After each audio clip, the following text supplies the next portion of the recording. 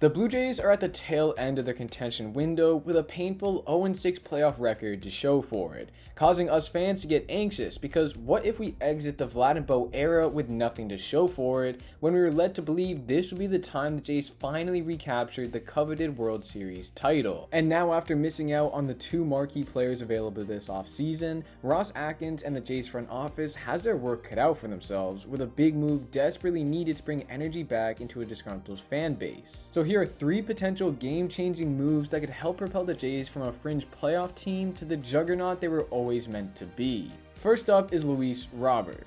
Robert is a former top prospect for the Chicago White Sox, and through his first few seasons in the big leagues, you could tell the potential to be a star was there, averaging 25 home runs and 90 RBIs per 650 plate appearances during this span. However, he was never able to stay healthy, playing just 68 games in 2021 and 98 in 2022 due to a variety of issues. It was at this time the hype surrounding him when he was called up was starting to wear off, and there was even talk about his potential departure following the 2022 season. But evidently that did not happen, and he finally showcased what a full season under his belt looks like.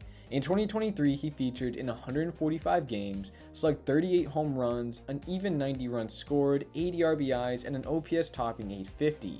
All of these figures set career highs by a considerable amount, and at just 26 years old, there's great reason to believe he could improve even more. He would fill the Jays' need for a third outfielder and is one of the best defensively.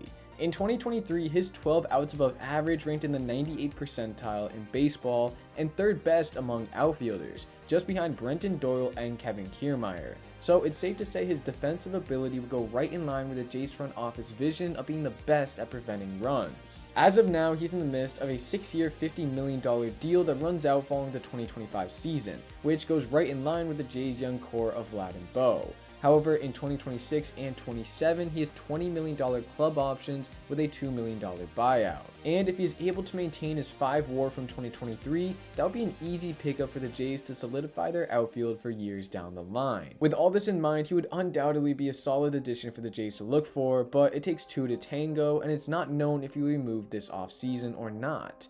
At the trade deadline, Ken Rosenthal reported that the White Sox were in fact listening to offers regarding him, but recently this idea was shut down by the Sox GM. Because of their unwillingness to move him, you could probably guess he will cost a lot, and looking at the farm, it will most likely cost a few guys in the top 5 and even some more down the list. To me, he would be an excellent player to blow up the farm for if, and I put a strong emphasis on if, Rodgers doesn't look to spend a lot of money past the Vlad and Bo era. If this is true, sacrificing their farm for another star that will go right in line with these two will give the club a much better shot at winning in the short term. Moving on, we have Nolan Gorman, a former top prospect in the St. Louis Cardinals system back in 2022, and finished his second season on the big league roster this past year, where he enjoyed his first period of prolonged success.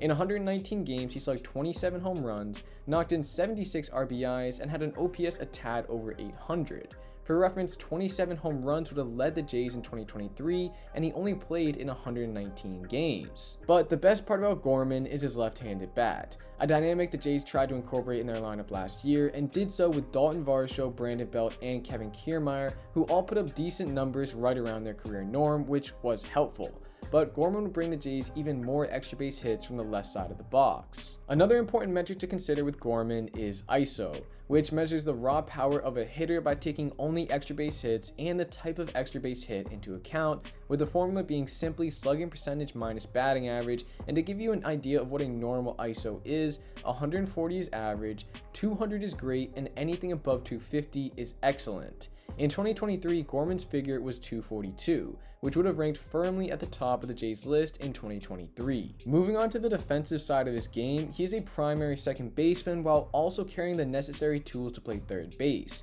which is perfect for the Jays.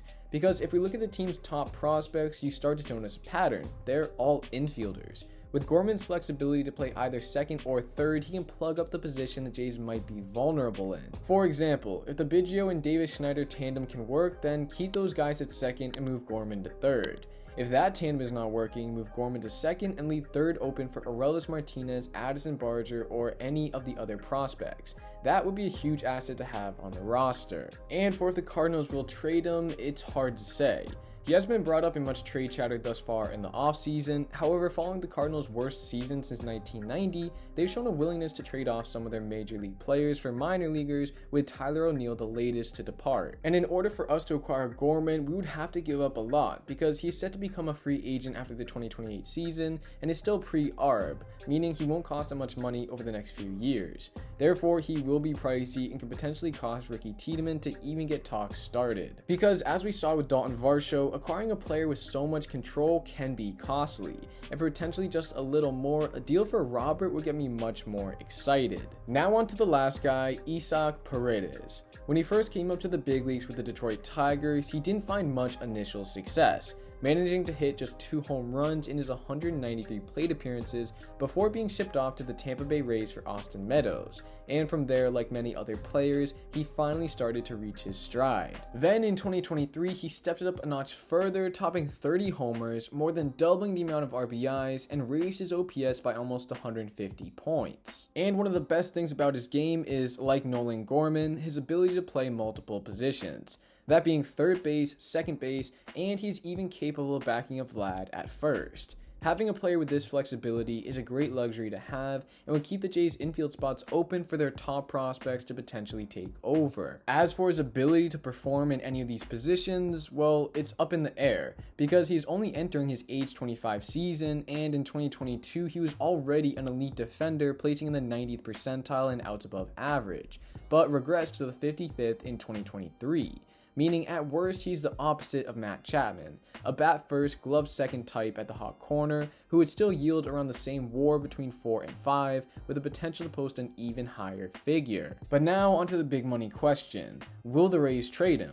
Well, already this offseason we have heard his name in trade chatter, with the Blue Jays even mentioned as a team that has already shown interest. However, it is always difficult to trade within your own division, and oftentimes results in having to pay extra. And with his 4 years of cheap team control, it will most likely mean that Ricky Tiedemann would have to be involved to get the talks rolling, and beyond him some major league ready pieces as well. This would be a difficult trade to make. As everyone knows by now, do not trade with the Rays, because somehow, some way, that player to be named later you send them in a meaningless trade will turn into their next superstar, and giving them Ricky Tiedemann, a player who projects to be a top of the rotation arm, would be very painful. To me, any of these 3 players mentioned would make sense for the Jays to pursue to help fill their need of a left fielder and third baseman. It would cost a lot, with all of them still under team control for a while, but after missing out on some of the biggest names through the free agent market, I would not be surprised if the big difference maker the team acquires this year will be through trade. That wraps it up for this video, but I just wanted to remind you of my brand new channel regarding anything that happens in MLB,